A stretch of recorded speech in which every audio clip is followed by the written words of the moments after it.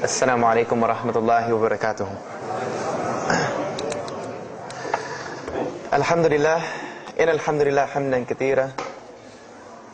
Wassalatu wassalamu ala Rasulullah wa ala alihi wa sahbihi ajma'in.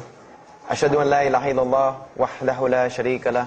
Wa ashhadu anna Muhammadan abduhu wa rasuluhu wa khataman nabiyyin wa rahmatul lil alamin. Wa da'iyan ila Allah bi idnihi wa sirajan munira, amma ba'd. I'm going to tell you tonight about my journey from where I once was as a former Christian youth minister to how I got to where I am now. There's a lot of bumps in the road. You know, it seems pretty clear, yeah, you're a minister and now you're a Muslim, you know, but there's a little bit more to it, inshallah, so just bear with me and hopefully you'll get something out of it, because the point is, at the end, is I want you to get the message behind the story, because if I was traveling around the country just to tell my story, then I would be wasting time. It's on YouTube. Anyone can go get it from anywhere in the world. So inshallah, we're going to begin at the beginning. I was born and raised in Greenville, South Carolina. I was born and raised in Greenville, South Carolina, and I was raised by my grandparents, because at a very early age my mother had stepped out and my father was working 2 jobs. So it was me and my grandparents.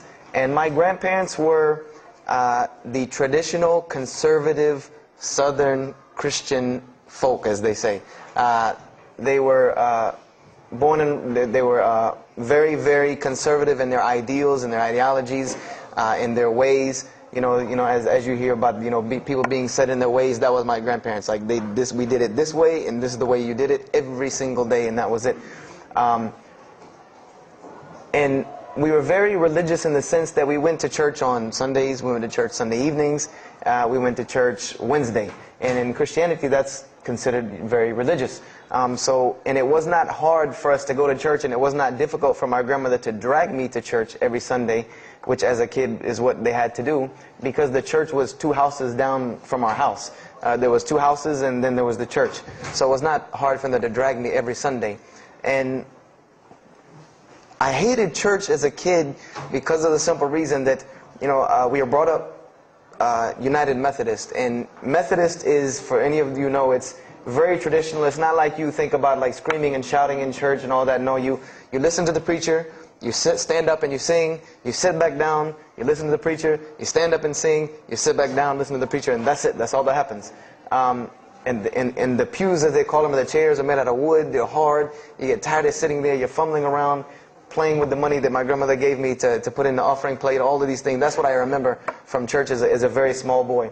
But the thing that I do remember enjoying about church was Sunday school.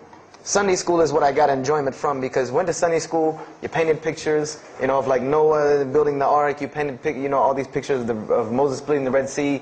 You learned the stories of Moses freeing the children of Israel from Egypt. You learn the story about him splitting the Red Sea. You learn the story about Noah and the ark. You learn the story about David and Goliath. You learn all these beautiful stories in Sunday school. So this was basically, as coming up, this is what I knew about Christianity, was the stories that I learned in Sunday school, because I never listened to the preacher during regular service. So that was the only thing I knew about Christianity. So coming up, this was how it was. It was just the norm. And the conservatism in my house, just to give you an example, and about the level of conservatism, is, let's talk about gender issues. Let's say when I became 12, 13, 14, and I started to actually, notice females, and I actually didn't think they had diseases and wanted to run away from them every time I saw them. Let's say I wanted to have a girl over or something of this nature. It was so serious to my grandmother that I had to make an appointment with her, let her know this girl was coming to my house. We had to sit in the formal living room, which in the South, I don't know how it is here, but you have the dining room, then you have the formal living room with all the nice stuff that you don't go in unless there's company over. And my grandmother either had to be sitting in the same room with us or in the kitchen where she could see directly in the room. I mean, this is just how it was in my house. This is how my grandmother and grandfather were. They were very stern. They were very loving, but there were rules, and those rules were the way they were, and they did not change. So this was my upbringing. And I would say at about the age of 12, 13, 14, more along the age 13, 14, I started going to the Saturday evening youth services at my church that were for 12 and up. And the youth services were held in the gym, and they were totally different than church. At the youth services you went, we played basketball, we played volleyball, we played dodgeball, we played every kind of sport, and we ate pizza and cake and candy, all the stuff kids like to do. And at the end, the youth minister, who happened to be my catty corner neighbor across the street, when I was 14, he was 17, he was the youth minister, so he would sit us down and give us a 30-minute lecture about Christianity, about something about God. He would give us a 30-minute sermon, and that's how the youth services were. And going to these youth services, I met some other people who went to other youth services. They invited me to Young Men for Christ and other things that were going on in South Carolina. And so I started to go to these different retreats and camping trips with them. And so that is when I would say that I started to become a Christian out of will. I became a Christian because I wanted to, not because it was something I was dragged to do. I started to actually want to be Christian. This is something I wanted to do. I made my own choice and my own decision to do it. So when I turned 15, I started going to high school. And when I was a freshman in high school, my best friend, who was the youth minister, was a senior in high school. And I remember we had a very close bond because I had not had my license yet, so I used to ride with him to school every day.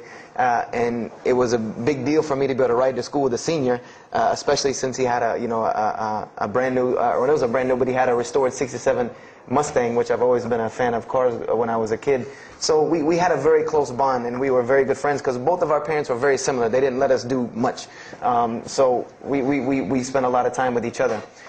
And when I became a sophomore, he graduated and started to attend Bob Jones University. I don't know if that rings a bell with anyone, but Bob Jones University is a very prestigious conservative Christian college in South Carolina. It's probably the most conservative college I've ever seen because the Moody Institute is known as one of the most famous in this country since Chicago.